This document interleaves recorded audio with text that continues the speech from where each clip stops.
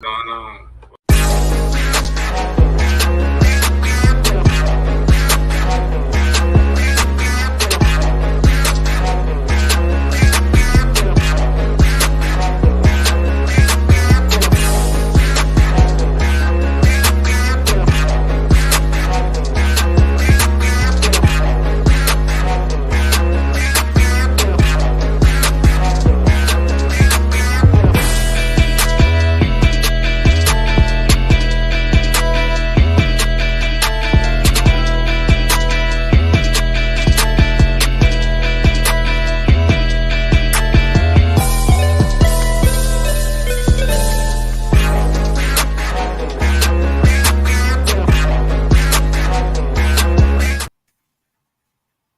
Is up, everybody? We got another episode of Ruthless and Harp, and we got a special guest, man.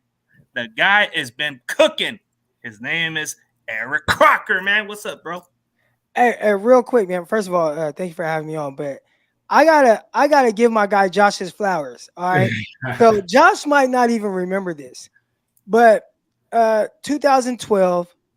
We're all at Lincoln High School. We're doing one-on-ones. It's a bunch of us. I mean, it's awesome. Josh. It's Brandon Cooks. Isaiah Burst. He went to the league, right? The Fresno State guys.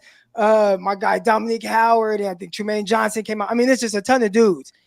And going up against the first Josh and those guys. And I remember, I don't think I knew Josh at this time. I watched Josh actually when he was in high school. He was a star basketball player, started as a freshman for St. Mary's. I followed you, all right? But I'm going up against these guys. And I remember afterwards going and telling them, bro, y'all got it. Because they gave me some work. It was good. It was good, fun competition. And I don't think Stockton's doing that no more, man, where everybody comes together. I mean, I don't know how long we were there on that field, but if I had to guess, 3 hours, 2-3 hours, just everybody just going at it, one-on-ones, just rolling, and you just get a chance to just go against guys and work on your game. And Josh, Isaiah, Jalen Saunders, all those guys, Brandon Cooks. I just remember going up to him and be like, "Hey, y'all got it. Y'all good. Yeah, y'all good." So I want to give Josh his flowers, man. Appreciate you. No, I do remember that, man. It was some good work for sure. Good work. We had Scabby out there. My guy Solomon Means, he was out there. I remember that. But no, I remember that being a good time, and they don't do that no more. I don't know. They just built it a little different nowadays, man. We got to get out there. The kids got to get out there and do it. So. Also, Josh, man, I mean, I just saw the highlights and everything. Him, everything Josh did at Fresno State, but on the basketball court, Josh was a monster. That was my first love. Josh was a monster, and I remember because I'm a Tokay High Tiger. I went to Tokay, and Tokay at this time, man, Julius Thomas, Jordan Lolly, DJ Sealy. Woo. Yeah, so Sealy, then you had like Lil Michael Confessi, he was like the point guard. But I mean, we had all these dudes. The game was so big they couldn't play it at St. Mary's because the gym wasn't big enough. They had to move it to Delta College and play it there. So I remember watching, I think Joe Harden. Yeah, no, so that was a year before me. I was with Simi. Okay. I was with Simi, Jimmy Rigby, those dudes. Yeah, Benjamin Rigby, Anthony Simi. Yeah, okay. Hey, man, shout out to Stockton, man. We got a lot of talent. I love Stockton. I guess a little flashback memories for you guys, man. You guys used to compete one another before or no? I was much older. Much older, yeah. A few years older at that time. So. I was older than. But I knew about Croc obviously. But yeah, I love Stockton. I'm Bay Area. I'm a Bay Area dude, but I feel like I'm Stockton too, so I love Stockton. Yeah, once you go to school in Stockton, it's like we adopt you.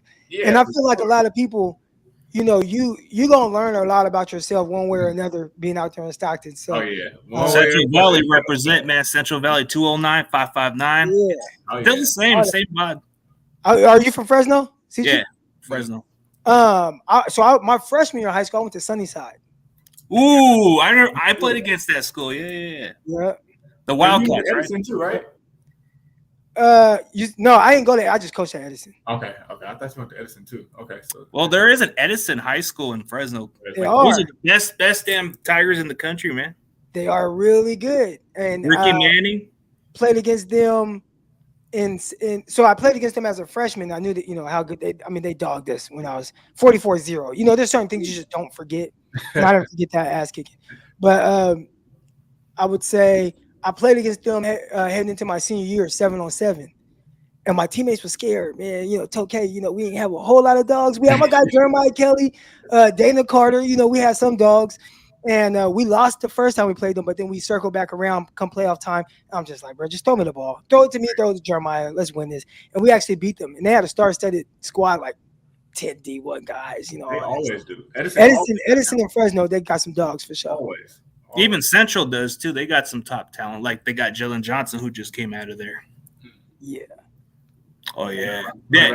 Yes, that's what it is, bro. Like, I played at a sorry school. No offense to McLean High School. They just weren't all that built, bro. We were quitters. We would point fingers at one another, bro. We were too damn terrible playing against Edison. They had to cut us off the schedule because we were that bad. Well, and I just talked about how, I brought up Deshaun Kaiser, right? Because that's somebody else had brought up. And it didn't work out for him in the NFL. He ends up going to goes to the Browns, and it's not good. And it is really hard to be like great, especially at the quarterback position, when your team is so bad, because you end up creating a lot of bad habits. You might not prepare the same way that you would on a good team. And I've been on both sides of the fence where I'm on a good team. We prepare extremely well. We go out there, we're sound, we execute. I look better. I've been on teams that weren't as great. And even though maybe I did some things well, might not have shined as much because everything else around me was so bad. And, I understand what that looks like. So playing on a good team, I think you don't want it to be the difference, and you want to see how somebody responds and reacts to that. But it is extremely difficult and tough. For sure. Dude, I haven't experienced a winning culture until I went at the end of my playing days in the semi-leagues, man. I played for the Mid-Valley Wolfpack. They're three-peat champions, bro. Once I left and called it quits with the injuries, bro, they were just building a winning culture. I wasn't a part of that. It was always pointing fingers at one another, always arguing with the coaches because the plays ain't working. That's just how it was, bro. Like, we just didn't have that commodity, that vibe.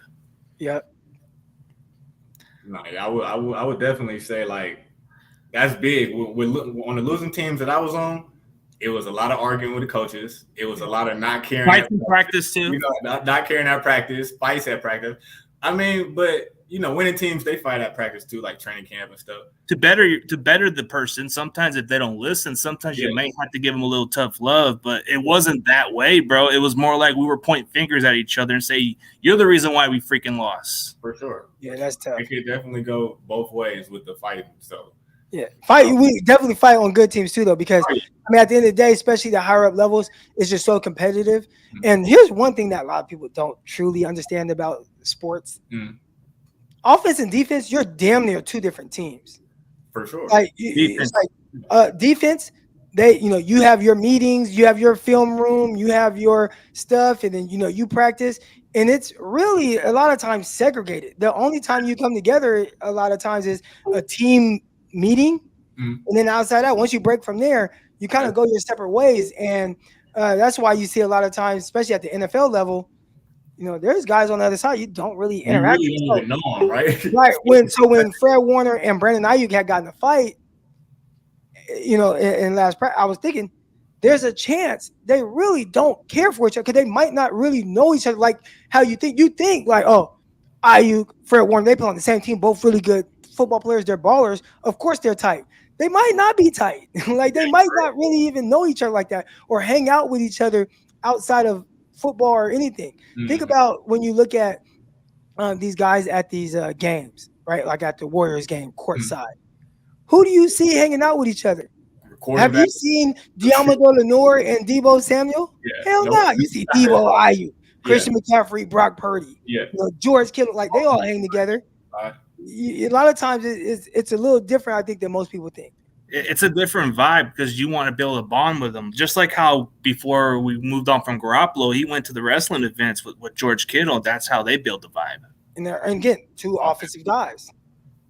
Exactly.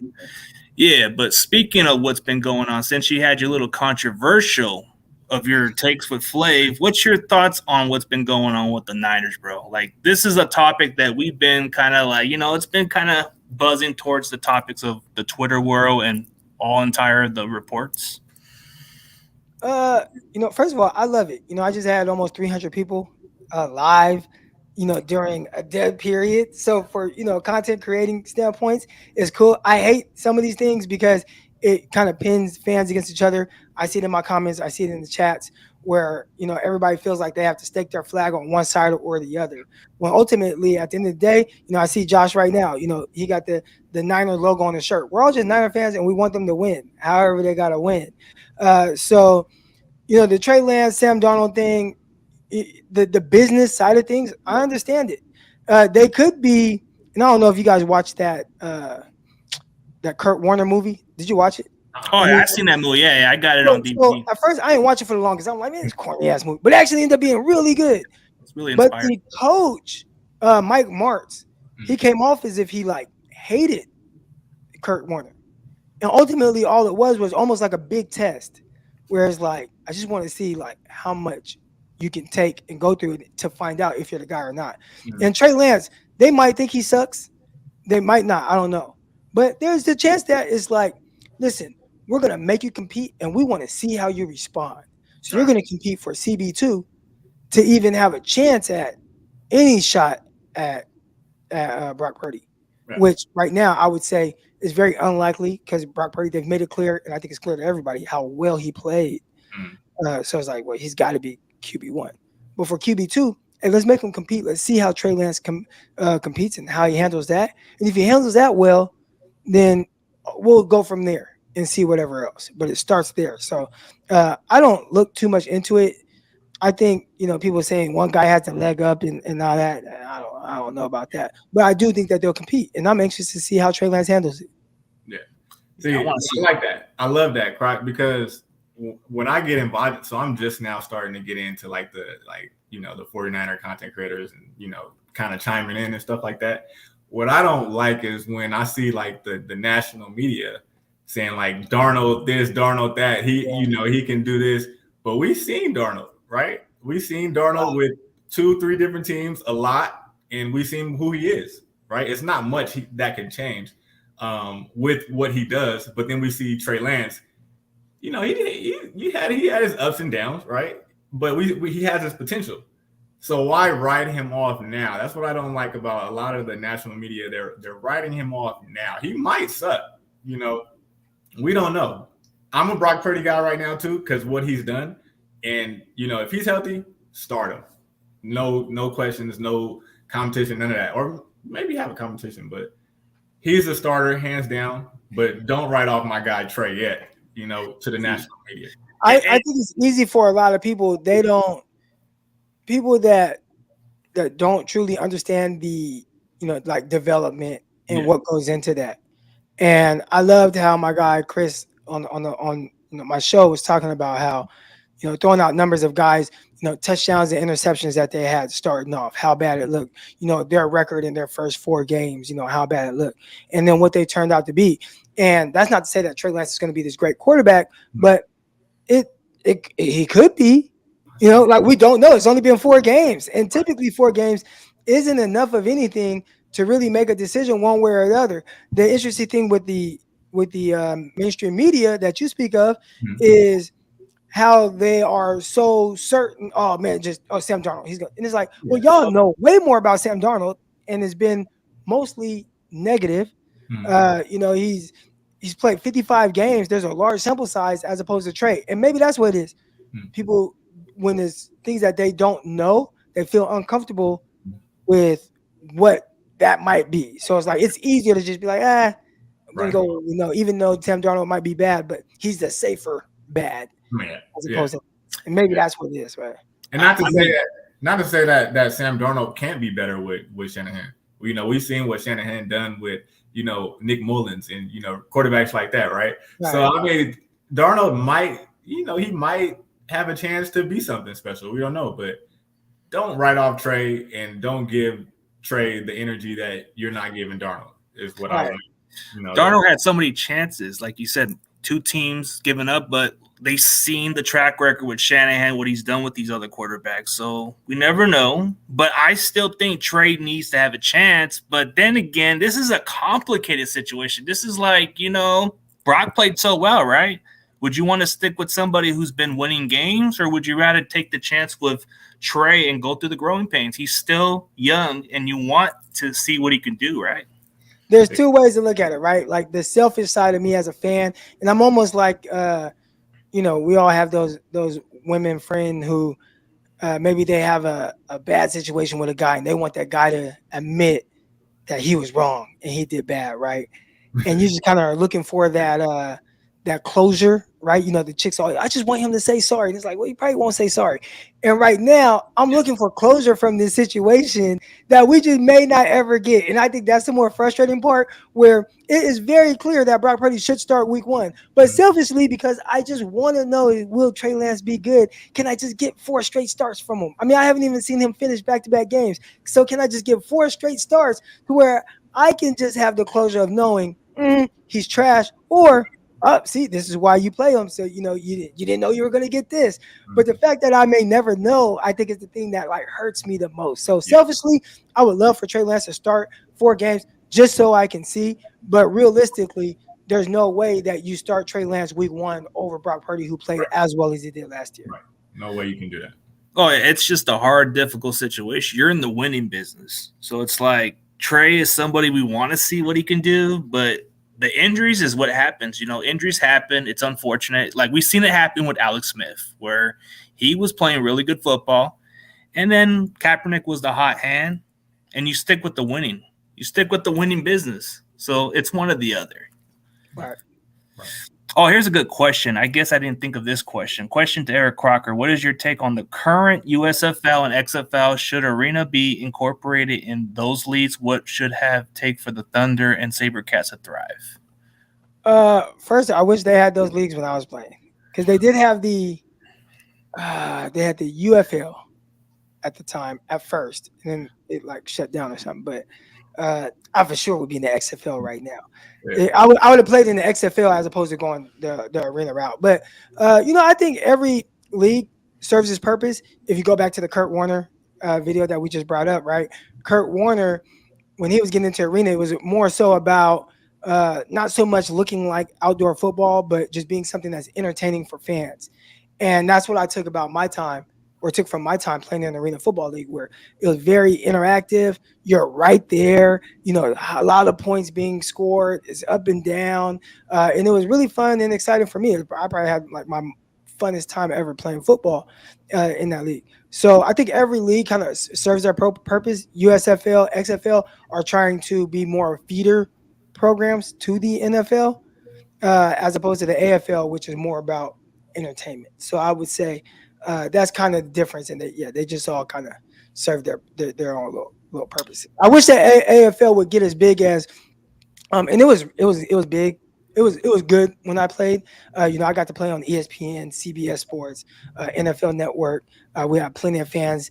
They don't have that AFL league anymore. That was the highest one. And I think that sucks for some of these guys that are playing for $200 a week or something like that. And it's like, dang, man, I feel bad for you, because you didn't really get to experience the arena football indoor league that I got to play in.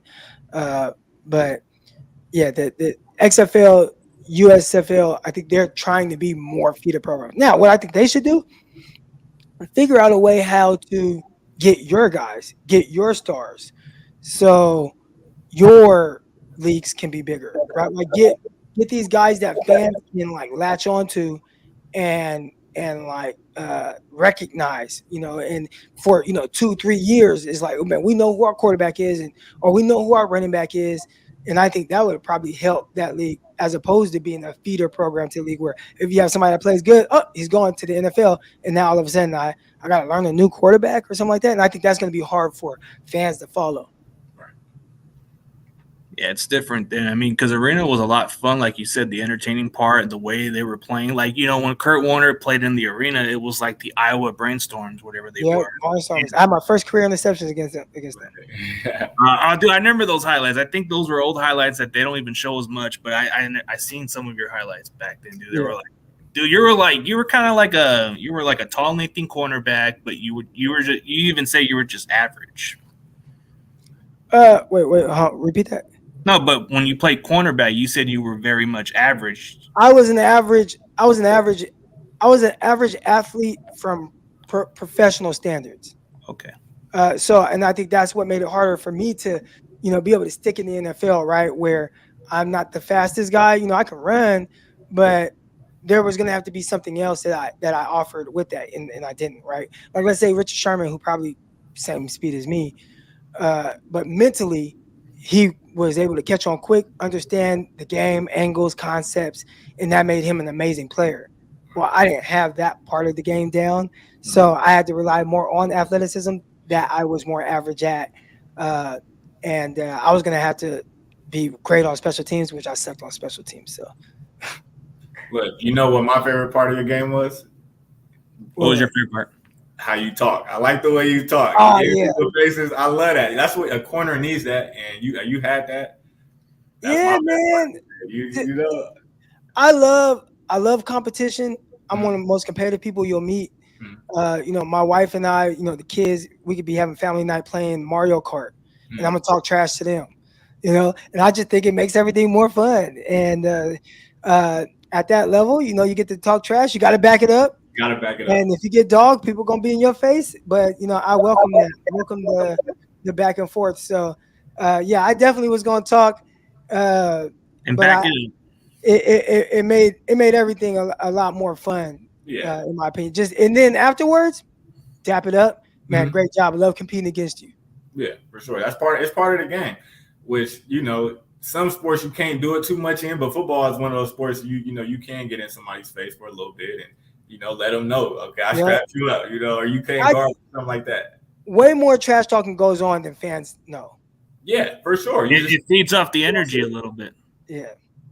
You don't see it, so yeah, like the way you sound, bro. You sound like straight up like Mike Tyson, bro. Like you give him that little intimidation fear, bro. Like yeah, but see, Mike Tyson was a little bit more intimidating than I think I was. With your voice, he was talking about eating people's kids and all types of stuff, bro. Like that was a different level of trash talk. He's talking about I'll fuck you in the ass until you love it. Like his trash talk was a different level than mine. Hey, Iron Mike was different. Iron Mike was different. He was. He was a different animal, bro. Like this guy was just scaring you, and he even bit some dude's ear off. Like, come on, that's nuts. Probably the most intimidating athlete ever. I would say, 100%. for sure. I mean, like straight up, but since Harp wanted to bring up this conversation, he wanted to talk about the fantasy football. Besides Christian McCaffrey, who would you want to have on their Niners lineup, man? Let's hear it, Crocker. Oh, I think Christian McCaffrey, he should be the obvious answer. But man, I feel like every player that the 49ers start with at the running back position to start the year, like, okay, you're the guy, something bad happens. Yeah, something bad happens. Like, so, each year, if you think since Kyle took over, I'd say after the first year, because Carlos Hyde played most of that first year. But after that, 2018, you probably thought it was going to be one guy, then it was like Matt Breida. Then 2019, you think it's going to be a guy, then it was like two different, like Coleman and then like Mostert. Then next year, you think it's going to be Mostert, then he gets banged up. He's having high ankle sprains, ends up being somebody, Jeff Wilson. 2021, you think it's going to be this guy, then it was every year it's somebody different. So right now it's easy to say like, oh man, it's going Christian McCaffrey, no brainer. And it's like, never know. I'm gonna hold off a little bit on Christian McCaffrey, even though he's probably gonna be the number one overall pick in every class. In every fantasy draft. But I'd say if not him, I'm going with Deebo Samuel. There's just too many different ways to get the ball in Deebo Samuel's hands. He doesn't have to be the purest route runner. He doesn't have to catch the balls downfield for him to be successful. I've talked about different things that happened in the Seattle game with Brock Purdy and some of his numbers and how they potentially can be a little inflated. He did it, whatever. But you can throw a ball 10 yards in the air to a guy and he take it 75 yards to the crib and just outrun everybody. That's a special talent, and that's a guy that I'm likely to draft. Now, you just got to hope that he stays healthy for an entire season. But Deebo Samuel, man, it's too easy to get the ball in his hands, and he wins in many different ways, whether it's, screens, run after catch, or even handing the ball off to him in the backfield. So he'd be the guy.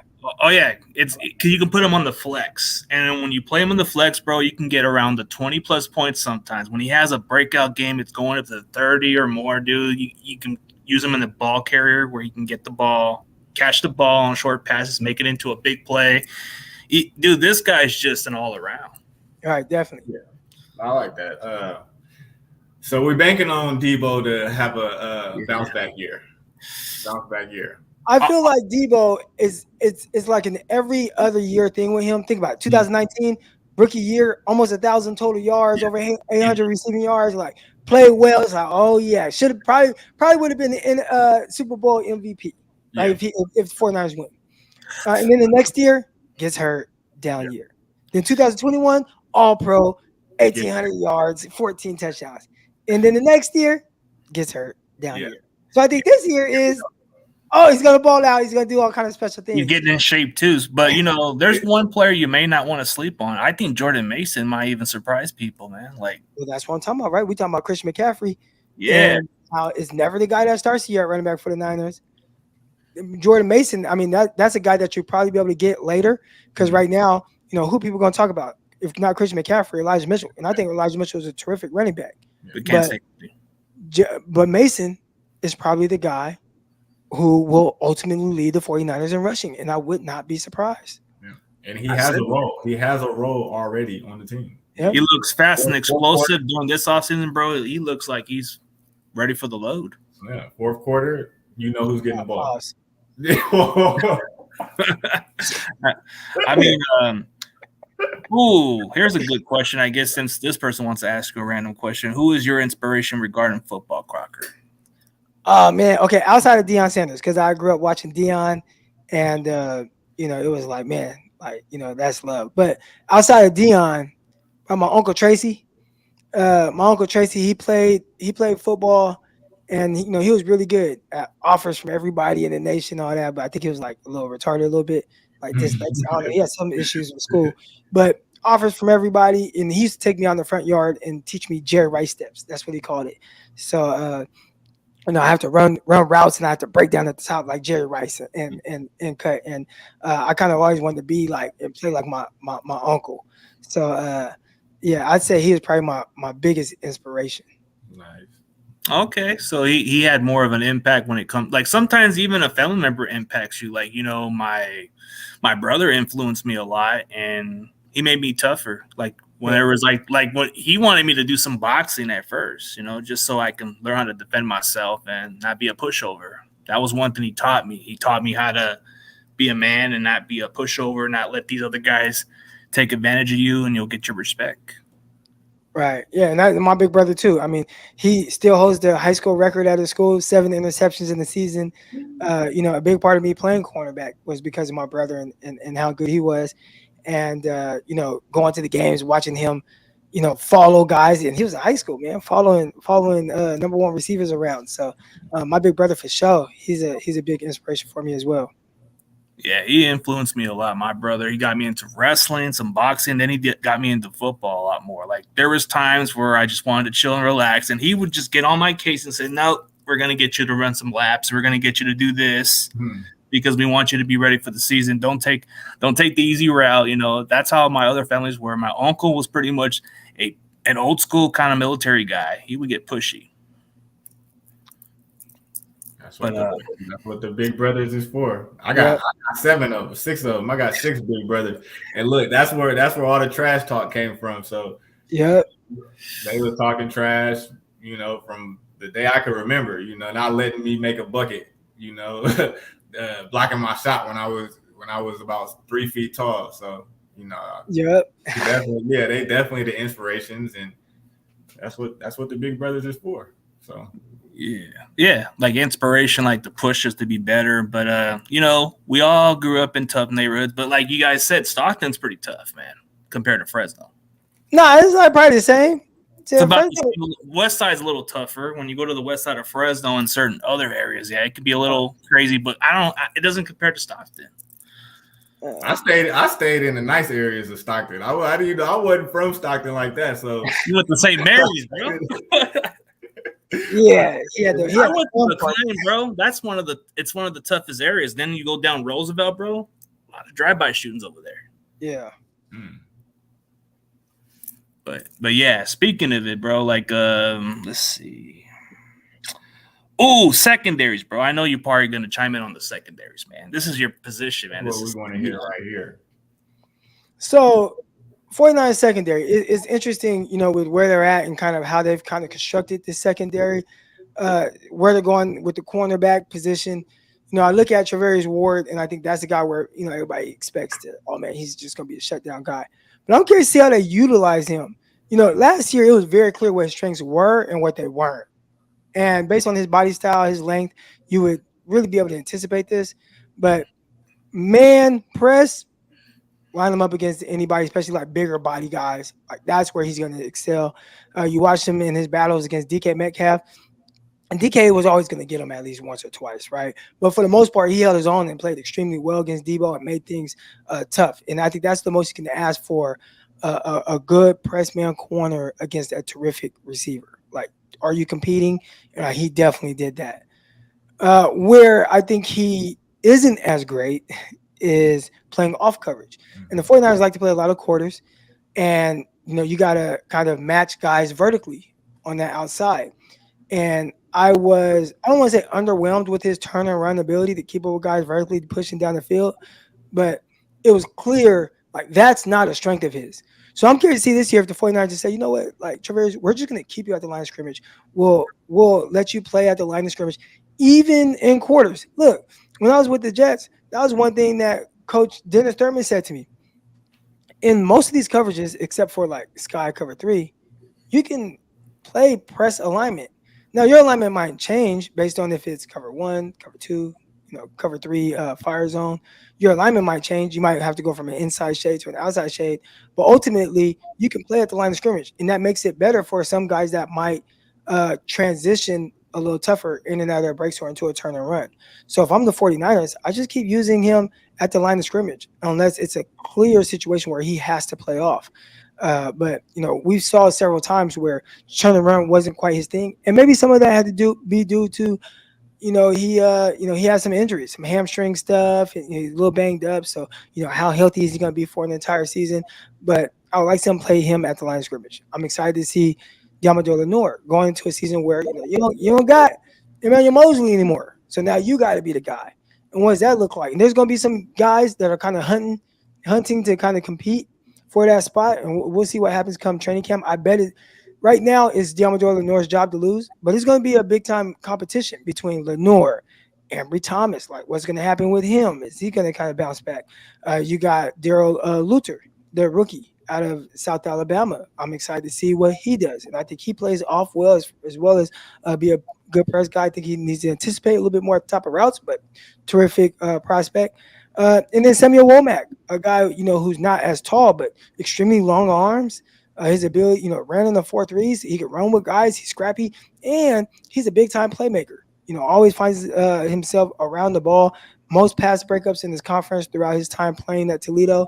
For the 49ers, what does he do? First preseason game, 2 interceptions. Next preseason game, knocks the ball away that ends up getting picked off. Next preseason game, recovers a fumble. Like, he just is always around the ball making plays. So how is he going to compete once that game starts slowing down for him? So I think that it feels like it's Lenore's job to lose. And when you wear number 2, he out there looking sweet.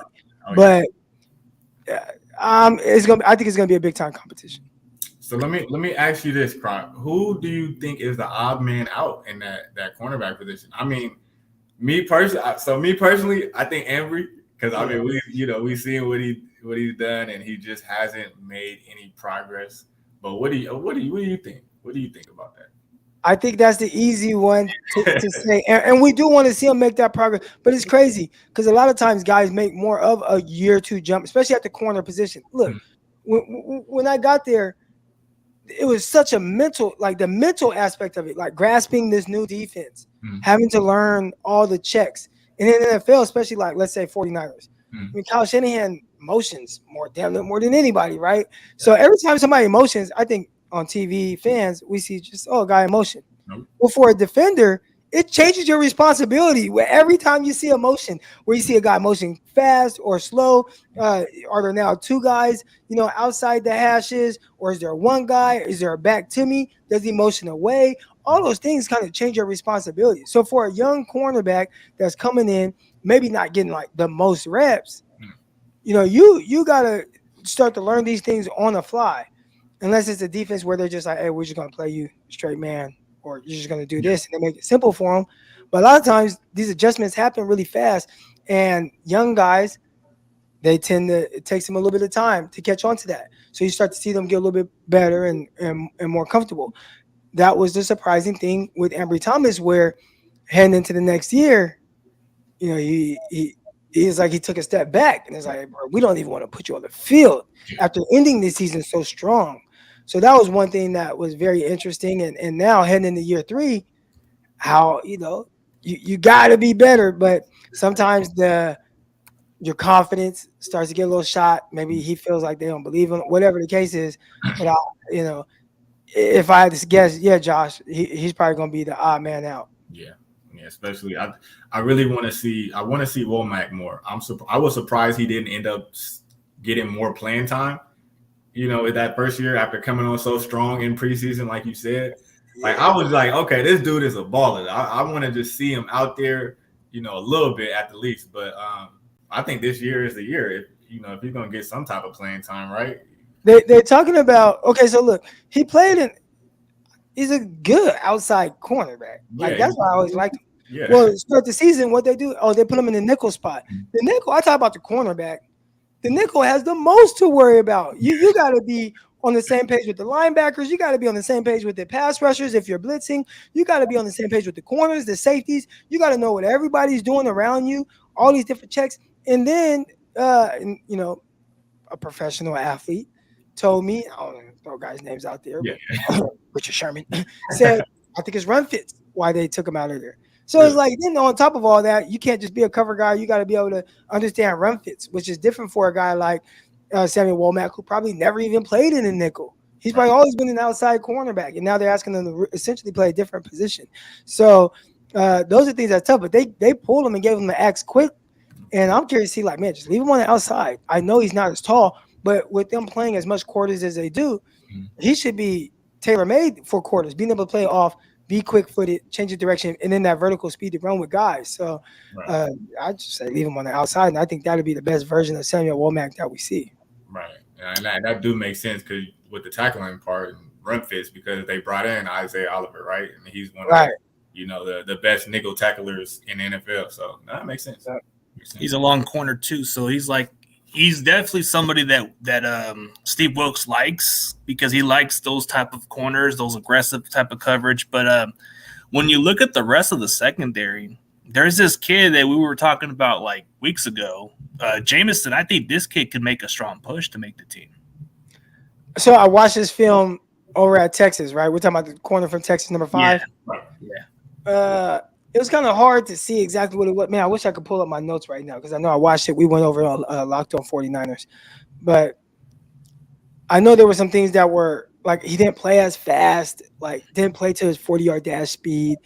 Some guys got behind him. Again, I'm kind of freelance a little bit because I don't have my notes quite in front of me. But from what I remember, guys getting on top of him, vertically pushing, turn and run was a little, But then I saw him jump a dig route and nearly intercept the ball, where it was like, man, from off coverage, he played great anticipation. He was a field corner. So, some defenses have field and then you have a boundary. Your boundary, a lot of times, the more physically aggressive guy. The field guy is a lot of times the more can play with his eyes and understand concepts, better. So he can kind of jump those. So they always had him to the field. I feel like in the games I watched, it was like 100% off coverage for him.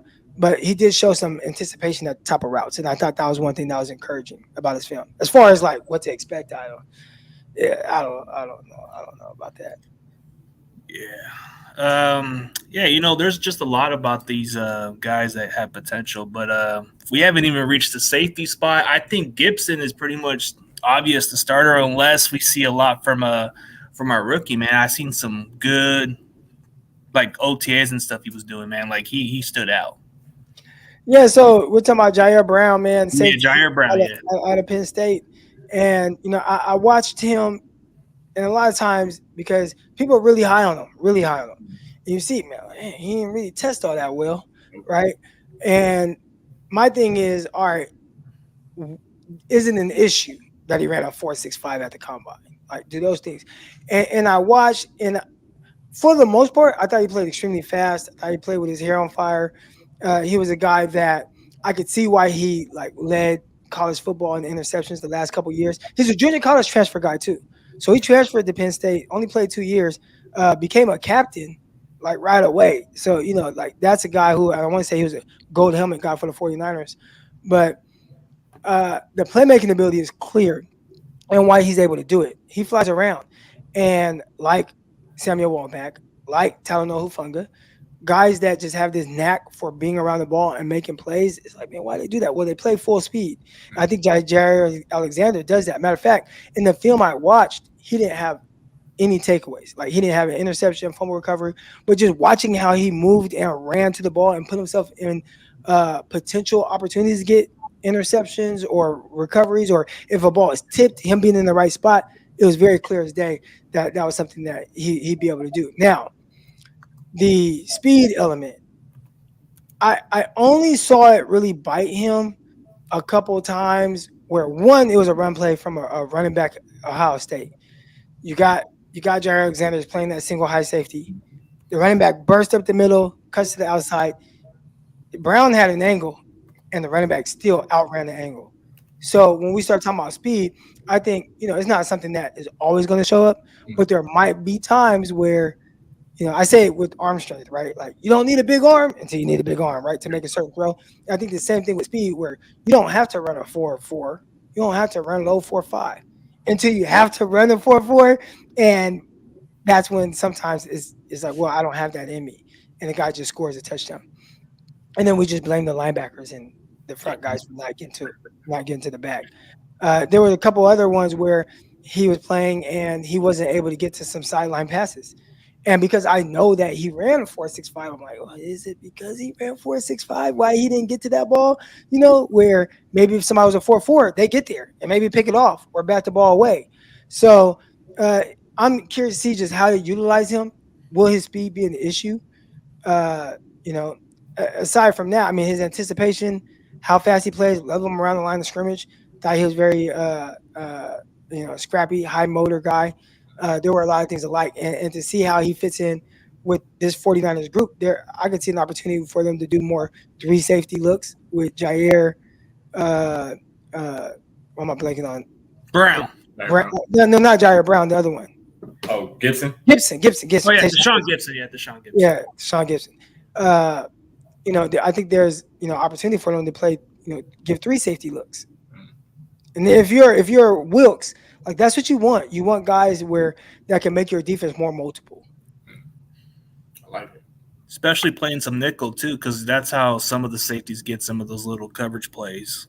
Like you had Jimmy Ward play a little bit all around too, so he was like that kind of guy. But Jimmy Ward, his skill set was a little different though. Yeah, he was a guy who had like legit man coverage skills. I mean, he wasn't a big guy. He's built like a cornerback, right? We're talking about a guy who's 5'11", like 190, right? Ran very well. He was twitched up, scrappy coverage guy. So you were definitely going to be able to do things like that with Ward. I'm not sure. And again, we'll see. But I don't know if that's what I would do with Jair Brown or Tayshaun or Talanoa, like at least consistently. Sometimes, shoes, man. There was a play that Hufanga made, and that might be one of the most impressive plays I saw all year. Was it ended up being intercepted by Gibson, but Hufanga was playing in the slot over Tyler Lockett against Seattle in San Francisco, and he essentially, the way he ran at him, and I know it was kind of like maybe like some quarters or something like that, but he had no help. So if Tyler Lockett goes vertical and runs a slot fade, Hufanga has no help on that. If he runs a dig, if he runs a slant, no help. And he squatted on the route, jumped it, nearly intercepted. It went through his hands, but went right to Gibson. So clearly they trusted him enough to have the instincts to be able to break some off like that. And maybe from an alignment standpoint, he made a calculated risk of kind of understanding what might be coming his way. Yeah, a lot of those timings has to do with the DBs, like you said, the way they play the skill position. But I guess we'll have to look at versatility. That's what they usually value more on our defense because Wilkes likes that guy that can just do everything, right? We're gonna see. I don't know. I wish I would have watched more of his film, but I'm not a big like schematic guy. I like more identifying players. I know he brought one of his guys over. I did see a little bit of how, because I was watching JC Horn closely, how they start using JC Horn as not just an outside corner, but they would use him in some of that like star position as well, especially his rookie year. I'm not as sure last year, but I know for sure his rookie year they did some star position stuff with him. So I'm curious to see if they utilize somebody like that with the 49ers. Maybe that's how they look at Isaiah Oliver. Yeah, he's kind of a lengthy type of corner, but plays that nickel. So he's like a good tackler from what I was told. So coverage wise, he may not replace what we had with Jimmy Ward, but he's at least top 5 when it comes to tackling, and his coverage is solid. Right. Oh, here's an interesting question. Shout out to Rudy, which hopefully we catch up on week 2. I'm going to go down SoFi, so hopefully I see you down there. But I guess he's kind of like bragging about the SF versus the LA question, man. Like, what they accomplished. I mean, Lakers, we got past the Warriors, and then you look at the Giants. Yeah, we lost. The Rams, they got their luck. They got their luck. They beat us. First of all, you see the jersey. I'm a Lakers fan, but I am a San Francisco Giants fan, and obviously 49ers. I mean, I love it. I love anytime just rivals get to go at it. Even the the Giants versus the Dodgers in that postseason, like, it was tough. I'm like, man, like the Dodgers, they got a lot of hitters, they got pitchers for days. I knew it was gonna be tough for the Giants, but just watching something that it grew up being like a rivalry. It's a fun. I can't say the same for like Lakers and Warriors. It was fun to kind of troll Warrior fans, but ultimately, that's never been a rivalry. Like when I was growing up, I didn't even know they were Warrior fans. So I thought the same way too, because I'm an LA fan too, Lakers fan, and it's just fans. It's like those Seattle fans, like those Seattle fans who come out of the woodwork too, and it's kind of the same way. I was about to throw this question in, actually, this one right here, because I have a good guess. Let's say hypothetically, Brock Purdy's healthy, Trey Lance has a great training camp going into the preseason. Who would be our starter? Brock Purdy, if he's healthy, he will start week 1. I don't think there's any doubts about that. I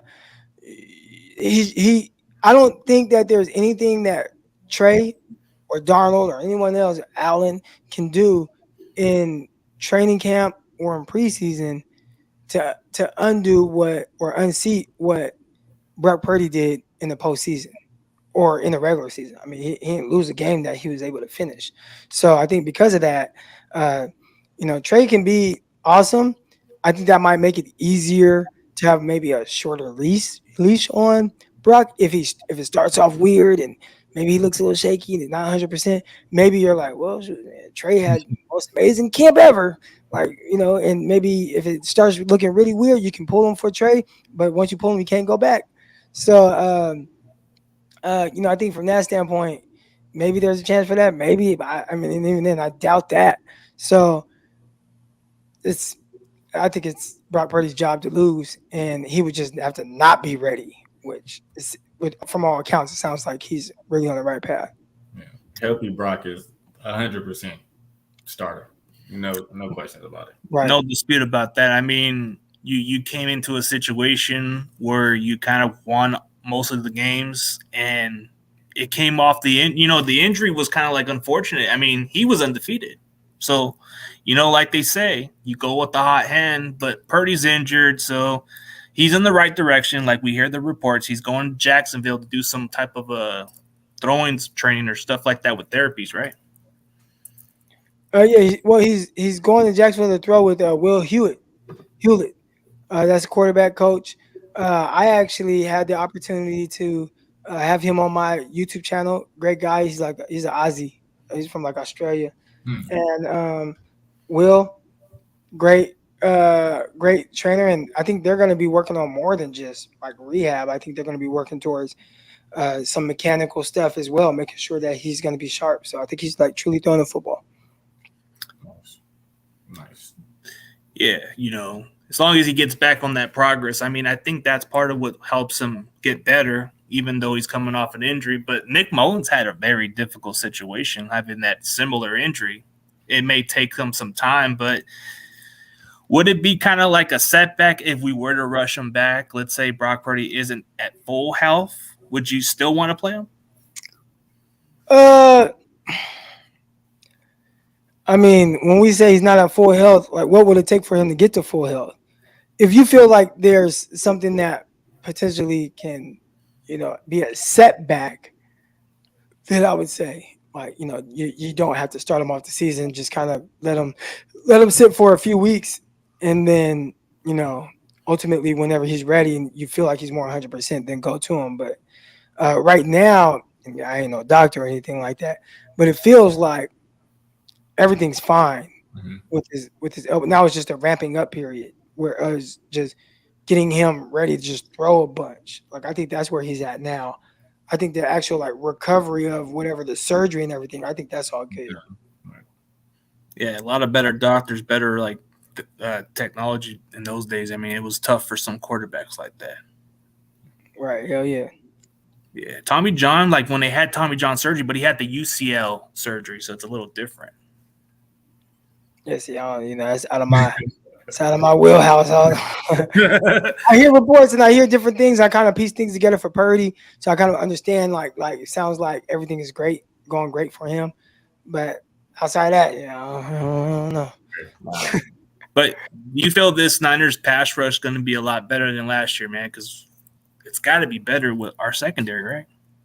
I don't even think it's just the secondary that's going to make it better, man. I think ultimately it's going to be just that, addition of Javon Hargraves. He's a guy that is able to kind of penetrate up the middle pass, but kind of be good there. I think the 49ers, they've really been missing that, and they wanted Javon Kinlaw to be that guy, and he just hasn't been to this point. We know he's been dealing with, different injuries and things like that I feel like kind of really slowed down his progression. But, I think definitely last year was a little underwhelming. I felt like everything was on Nick Bosa. Hopefully it's not the case. And I think going out and spending a lot of money on Hargraves, that's their goal too, like to really get him some help. And Hargraves, if he's doing his thing, that's going to help a guy like Armstead. And if he's doing his thing, that's going to help a guy like Drake Jackson. It sure is. I think year 2, that's where we might see the second-year leap. But expectation, I think I may go off on Drake Jackson. I think he might even get close to 10 sacks. Hopefully. I talk a lot about the cornerback position, and sometimes, like, learning different things at the next level, it could take time. And, with him understanding, hey, I just can't win based off how I won in college. I have to have more of a pass rush plan. I got to take care of my body better. I got to understand, what I can and can't do. Maybe he finds different tells with tackles that he didn't truly understand as a rookie. All those things can definitely help him contribute to him having a big year too. Yeah, for sure. So, Josh, what you got in questions, bro? That was, anything else? He answered a lot of stuff. Gave us a lot of good insight. I know Croc's a busy man. I know he's a busy guy. Yeah, he's a busy guy. We don't want to hold you up too long, bro. Yeah, well, shoot, man. Definitely, man. I appreciate y'all having me on. And again, had to give my guy Josh his flowers, man. Josh is a legend out there in the 209, even though he's from the Bay. Yeah. But he a legend out there. So salute to y'all, man. I really thank y'all for having me on. Oh, anytime, bro. Appreciate you, brother. Yeah, for everybody else, thank you guys for tuning in, and we'll catch you guys later on the next episode of Ruthless and Harp, and peace.